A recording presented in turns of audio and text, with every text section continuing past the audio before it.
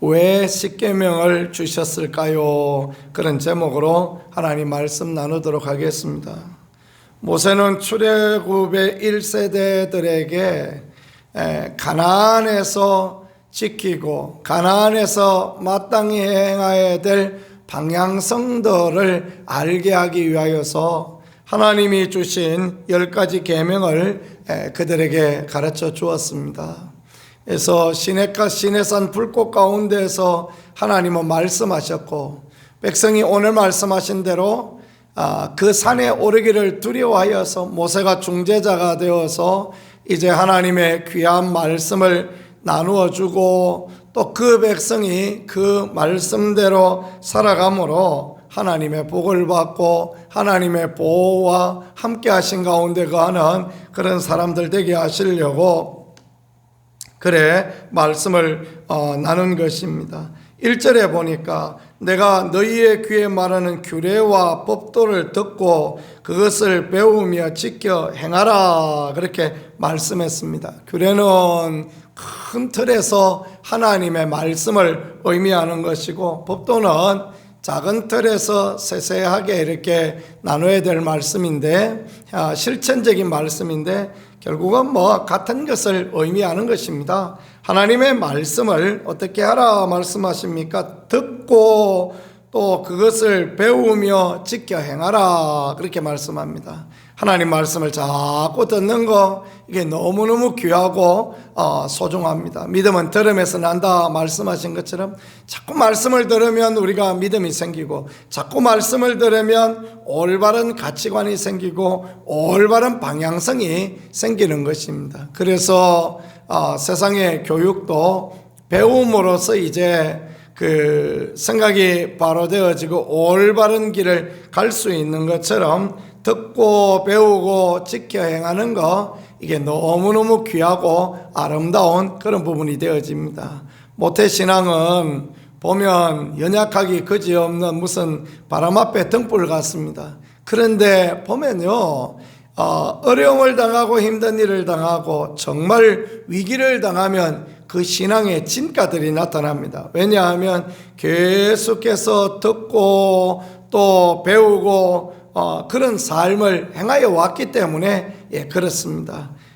듣고 또 배우고 행한다라는 거, 이건 너무너무 귀한 그런 말씀이 되어지겠습니다. 2절에 보니까 우리 하나님 여호와께서 호렙산에서 우리와 언약을 세우셨나니 이 언약은 우리 여호와께서 우리 조상들에게 세우신 것이 아니요 오늘 여기 살아있는 우리 곧 우리와 세우신 것이라. 여기 아니라 이렇게 말하니까 뭔가 좀 느낌이 그렇죠. 강조하기 위해서 그렇게 말하는 것입니다. 우리 조상과 세우신 것이 아니요 우리 조상과만 세우신 것이 아니요, 이렇게 해석했더라면 이해가 더 쉽겠죠. 그렇습니다.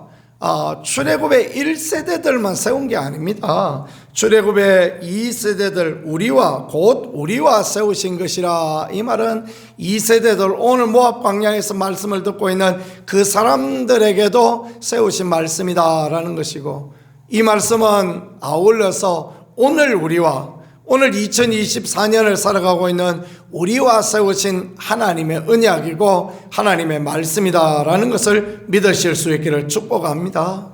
하나님의 말씀은 과거나 어제나 오늘이나 미래나 영원토록 동일하십니다. 하나님의 말씀은 똑같은 효력을 갖고 계시며 하나님의 말씀은 언약이기 때문에 그렇습니다. 하나님의 약속이 우리에게 임하여지고 하나님의 약속대로 하나님이 하시니 그게 얼마나 감사하고 얼마나 귀한 그런 모습인지 모르겠습니다.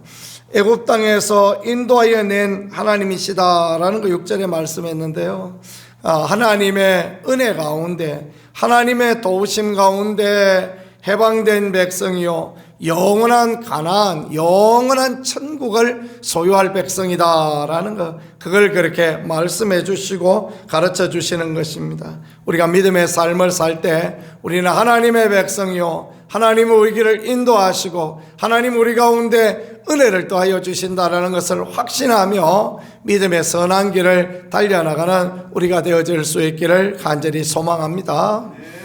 요즘 나라가 돌아가는 형편을 보니까 참 어렵고 힘든 그런 형국 가운데 있지요. 우리가 이럴 때 가져야 될 마음은 이 나라를 이끌어 가시고 이 나라 가운데 은혜도 하여 주시고 이 나라를 세워 가실 리가 하나님밖에 없다라는 그런 믿음을 소유하는 것입니다. 세상 사람들하고 우리가 다른 것은 무엇이겠습니까?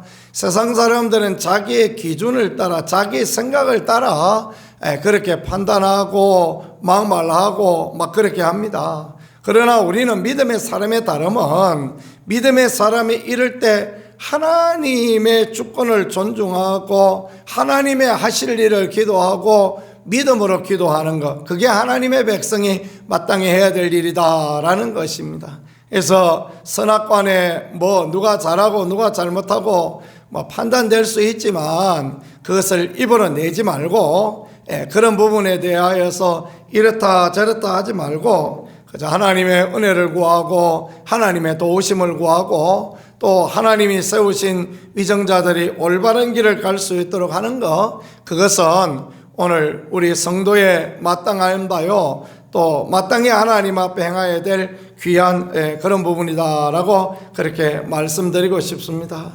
합동척 총회가 어젠가 보니까 무슨 총회에서 나온 결의문 같은 그런 것을 발표했는데 보니까 참 귀하다라는 걸 생각하게 되어졌습니다. 그러니까 선악간의 판단을 내리는 것이 아니라 위기이기 때문에 이 어려운 전환기이기 때문에 성도와 목회자들이 함께 기도하고 하나님의 뜻이 이루어지기를 그렇게 바라고 기도하는 것이 성도의 마땅한 본분이다, 그런 것들을 발표했더라고요. 역시 보수교단 다르다라는 그런 생각을 했습니다. 우리 교단도 그런 거 좀 발표했으면 좋았을 텐데, 우리가 먼저 선빵 한번 날렸으면 좋았을 텐데, 그런 생각을 가지게 되어졌습니다. 그렇습니다. 성도는 저마다의 생각이 다를 수 있지만 저마다의 생각을 따라가는 사람이 아니라 말씀 따라가는 사람 아닙니까? 말씀이 기준이 되어지고 말씀이 가시면 하나님 말씀하시면 그대로 따라가고 그런 거죠. 그의 나라와 그의 의를 위하여 구하라 말씀하신 것처럼 하나님의 나라를 위하여 우리가 기도하고 나라와 민족을 위하여 올바른 길을 가도록 그렇게 기도하고 그것이 하나님 앞에 귀함이 되어집니다. 저는 언제나 제가 가지고 있는 가치는 그렇습니다. 윤석열 대통령이 되어서 이래도 문제가 없고 그 반대편에 어떤 사람이 나라를 다스려도 문제가 없다, 저는 그런 생각을 갖고 있습니다. 왜냐하면 선하신 하나님께서 늘 이끌어 주시기 때문에, 선하신 하나님이 우리를 인도하시고 도와주실 것이기 때문에 그게 문제가 없는 것입니다. 문제는 우리가 그런 부분을 놓고 하나님 앞에 기도하고 그런 부분을 놓고 하나님 앞에 은혜를 구하고 그러지 못하는 게 문제지, 이 나라의 문제가 아니라 우리가 문제다, 그렇게 생각하면 되겠습니다. 이찬수 목사님 설교 제목 누가 유튜브에 달아놨는데 그 교회가 달았는가 누가 달았는가 모르지만 그런 이야기했습니다. 신천지보다 더 무서운 게 담임 목사다, 이렇게 달았습니다. 그분은 남 이야기를 그렇게 하실 분이 아닙니다. 그러니까 교회 안에 목사가 더 무섭다라는 이야기를 남한테 하는 게 아니라 자기의 빗대어 늘 하시는 분, 그래서 제가 그분을 존경하고 귀하게 생각합니다.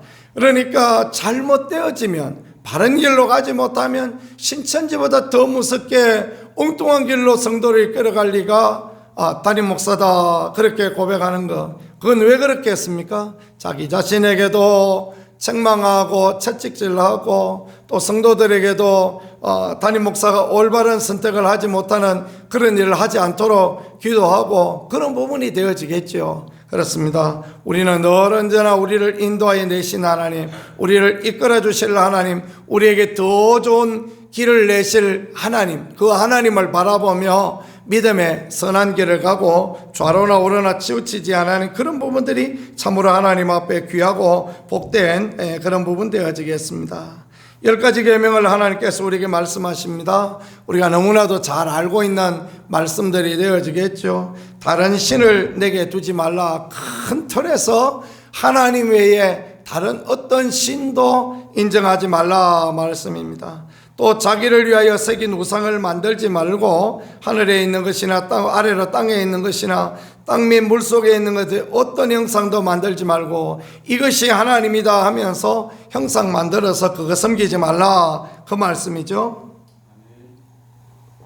그리고 그것들에 절하지 말고 그거 섬기지 말라. 하나님만 눈에 보이지 않지만 하나님만 온전히 섬기고 눈에 보이지 않지만 하나님만 온전히 바라보고 나가는 그것이야말로 절대적인 믿음이요 너무 귀한 그런 부분이다라는 거 말씀합니다. 나를 사랑하고 내 계명을 지키는 자에게 천대까지 은혜 베푸신다.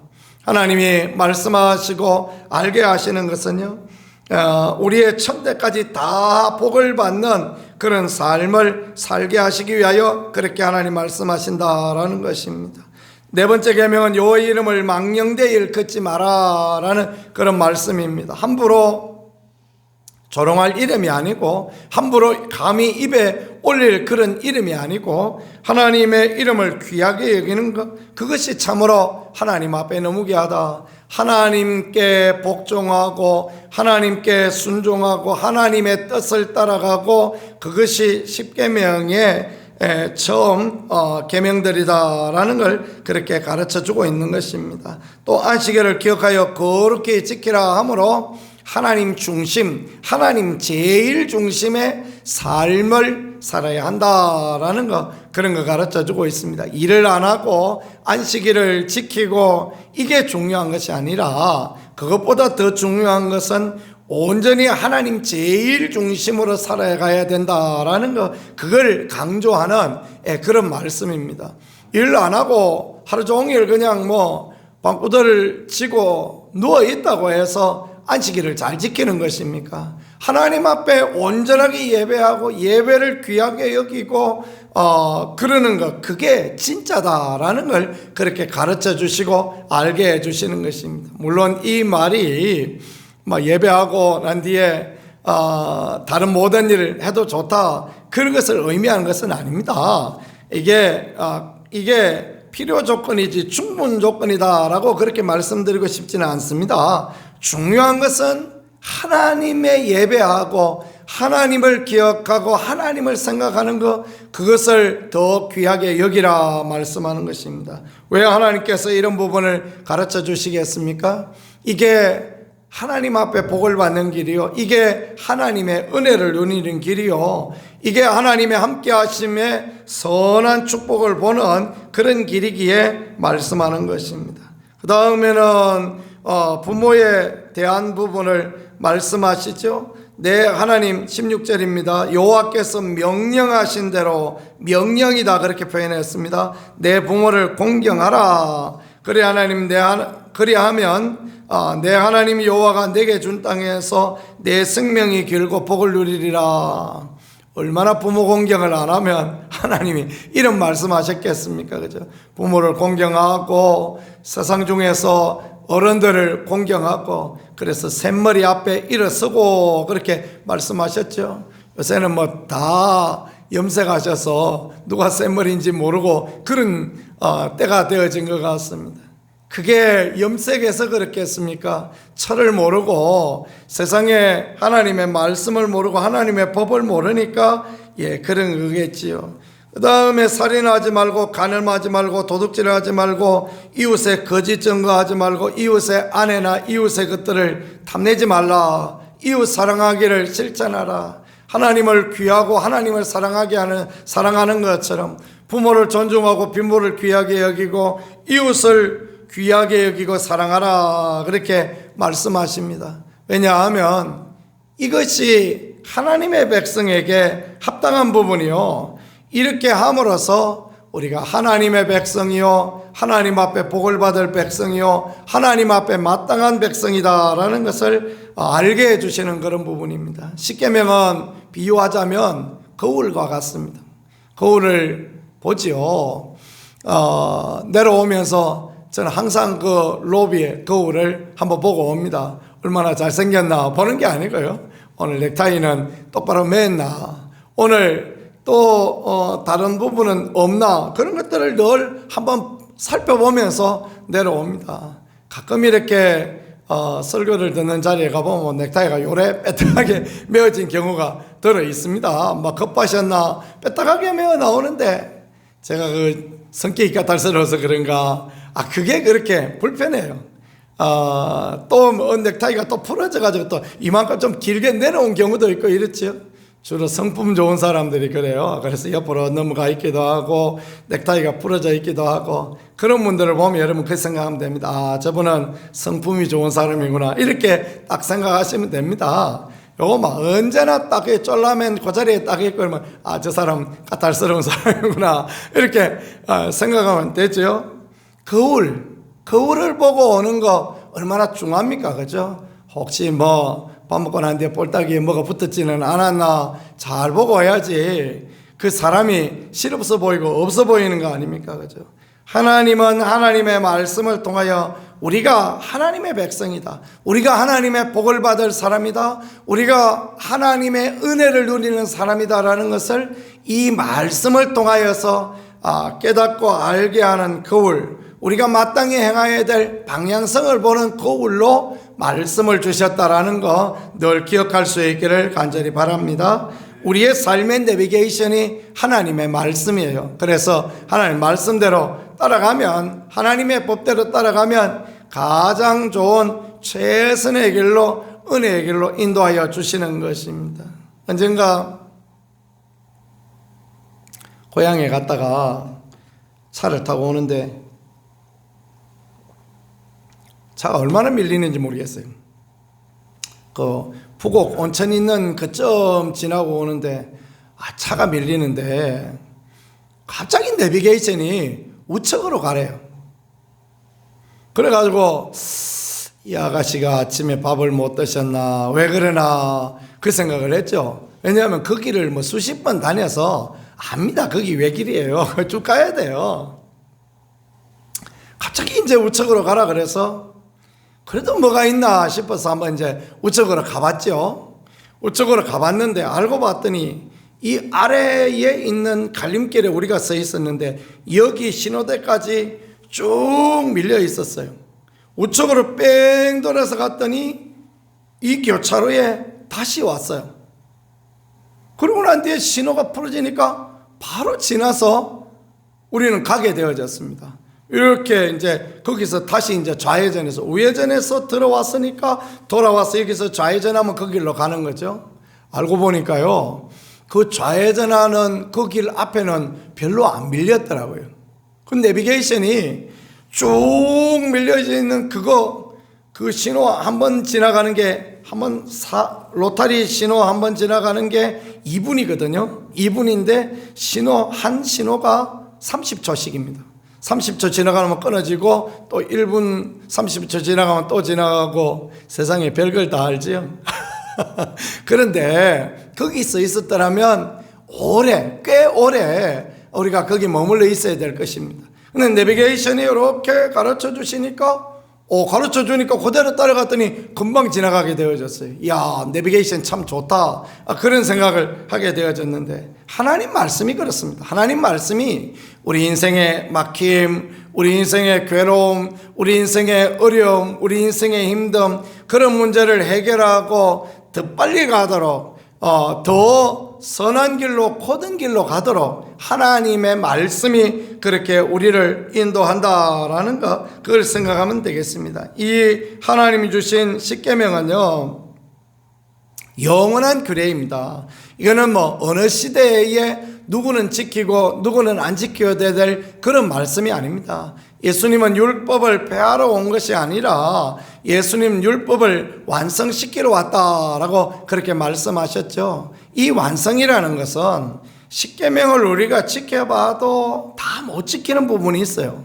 그래서 이 십계명의 정한 부분에 우리는 죄인일 수밖에 없고 우리는 허물 많은 자일 수밖에 없는데 예수님의 십자가를 통하여서 십자가의 죽으심으로 우리의 그 허물과 죄를 다 용서하시고 십계명이 우리에게 요구하는 그것들을 이룰 수 없는 그것들을 이루어가게 하시는 것, 그게 그런 의미에서 예수님이 율법의 완성인 것이지, 예수님이 오셨으니까 그러면 십계명도 필요 없고 구약성경도 필요 없는가? 전혀 그렇지 않습니다. 그렇게 생각하면 큰 오류입니다.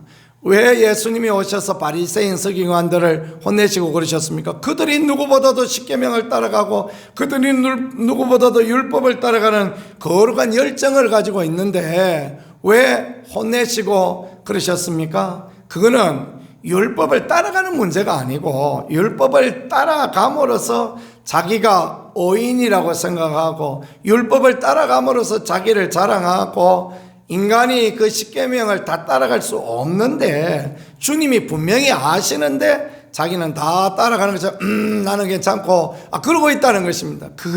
그러니까 주님이 미워하시고 주님이 싫어하신 거예요. 오히려 바리새인보다 주여 나는 죄인이로소이다 고백했던 그 세리를 주님이 더 기뻐하신 것은 세리가 율법 안 지켜도 괜찮다 그 말이 아닙니다. 그 말이 아니고요. 바리새인의 그 허울과 가식, 잘못되어진 부분, 그런 부분보다 오히려 하나님 앞에 솔직하게 고백할 수 있는 이 세리가 하나님 앞에 귀하다, 그런 것을 말씀하는 것입니다. 세상은 참 희한한 게 부모가 선하고 착하고 그러면 자식들이 부모를 무시하는 경향성들이 있어요. 그게 세상의 악함입니다. 부모가 그냥 엄하고 어디 가면하고 막 소리를 지르고 그러면요 오히려 자식들이 부모를 어려워하고 부모를 잘 대하고, 그렇습니다. 참 이게 반대죠, 그죠? 이 참 너무 반대입니다. 부모가 선하고 부모가 덕스럽고 부모가 그 원하는 대로 다 해주고 이러면 부모를 더 귀하게 여겨야 되는데, 목사도 마찬가지인 것 같습니다. 목사도 늘 선한 말씀, 덕스러운 말씀, 아름다운 말씀으로 가르치는 사람들은요 존중 여김을 못 받고 그럴 때가 많습니다. 오히려 막 어떻게 여러분이 이렇게 삽니까 하고 혼내고 막 주의를 어떻게 집사가 돼서 주의를 범할 수 있냐고 막 혼내고, 이런 분은요 사람들이 귀하게 여기고 그런 것들을 봅니다. 이 잘못되어진 것입니다. 무엇을 해야 되는가? 잘못되어진 것이죠.